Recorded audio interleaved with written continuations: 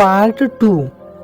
रोहित काजल से कहता है, प्लीज एक बार 12 बजे दोपहर को मिलो प्लीज। तो काजल भी इसकी बात को मान जाती है और फोन को काट कर सो जाती है। सुबह वह देर तक सोती रही, पर उसी की दूसरी तरफ अपने प्यार का इजहार करने के लिए वह पूरी रात तक जागता रहा। वह 7 बजे तक खाना खा के घर से निकल गया। 12 बज गए थे और रोहित बार बार घड़ी की ओर देख रहा था कि कब काजल आएगी और उसको अपनी दिल की बात बताऊं, पर वह तो मानो आ ही नहीं रही हो। 12:30 बज गए पर काजल नहीं आई। रोहित को बहुत परेशानी होने लगी कि काजल शायद उसे नहीं मिलेगी, पर तभी काजल देखने को मिलती है। वह इतनी खूबसूरत दिख रही थी कि किसी का भी दिमाग चकरा जाए। पतली कमर, नागिन जैसी चाल, मानो सबको घायल करके मानेगी। जैसे ही रोशनी उसके पास आती है, रोहित कहता है, सो क्यूट, क्या लग रही हो यार तुम। तो तभी उसकी बात का काजल जवाब देती है, मैं पैदा ही खूबसूरत हुई हूँ। इसमें कहने की क्या बात है। अब दोनों होटल में चले जाते हैं और रोहित 2 आइसक्रीम मंगवाता है और काजल कहती है, बोलो क्या काम था, जल्दी बताओ। तो रोहित कहता है, 1 मिनट पहले आइसक्रीम तो खाओ। पहले दोनों आइसक्रीम को खाते हैं और फिर रोहित अपने जेब में से एक रिंग डायमंड निकालकर रोशनी से कहता है, आई लव यू। तो रोशनी भी कहाँ मना करने वाली थी, उसने भी हाँ कह दिया और रोहित को आई लव यू टू में जवाब दे दिया। पर रोहित को क्या पता था कि ऐसी कई डायमंड रिंग कई लड़कों से ले चुकी है और कई बार लव यू टू भी कई लड़कों से कह चुकी है। ऐसे ही कई दिन बीत गए, पर सच्चाई तो आखिरकार एक न एक दिन सामने आने ही वाली थी।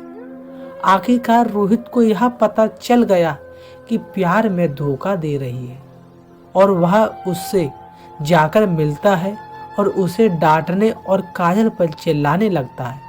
तो थोड़ी देर तो काजल खामोश रही, पर फिर क्या था, काजल ने भी कह दिया कि तेरे जैसे कई आते हैं और कई जाते हैं बोंदू की शक्ल के।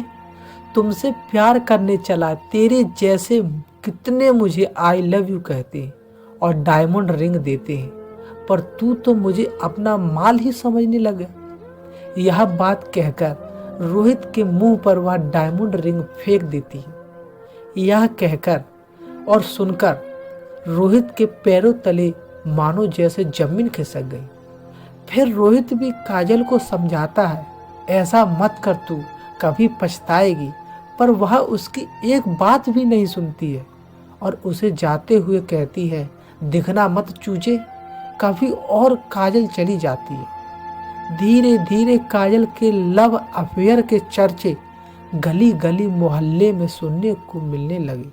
अब यह बात उसके माता पिता के पास चली गई। अब वह भी चिंता करने लगे, क्योंकि उनकी बिरादरी के लोग भी उन्हें अब ताना मारने लगे थे, जिसकी वजह से अब काजल के माता पिता ने काजल की शादी करवाने की सोची और काजल के रिश्ता ढूंढने लग गए। आखिरकार उन्हें एक रवि नाम का लड़का मिल जाता है। रवि एक बहुत सीधा साधा लड़का था।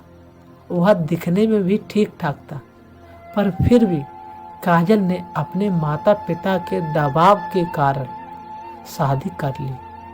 अब शादी करने के बाद जब सुहाग रात के दिन रवि ने जब काजल का घूंघट उठाया, तो उसे देखकर बहुत मोहित हो गया और कहने लगा, आप बहुत ही खूबसूरत हैं, मानो जैसे राजकुमारी जैसी। पर तभी उसने गुस्से में कहा, मैं जरूर खूबसूरत हूँ और राजकुमारी जैसी दिखती हूँ, पर मेरी किस्मत बहुत खराब है जो आप जैसे मेरे शादी हो गई है। और फिर रवि को जानने को कहने लगी, पर रवि ने कहा, आज तो हमारी सुहागरात है ना। तो काजल ने जवाब दिया, सुहागरात वो तो कई बार हो गई, अब जाओ, मैं थक गई हूँ, मुझे सोने दो, यह कहकर सो जाती है। और अब बेचारा रवि कोने में पड़े एक पलंग पर जाकर भी सो जाता है।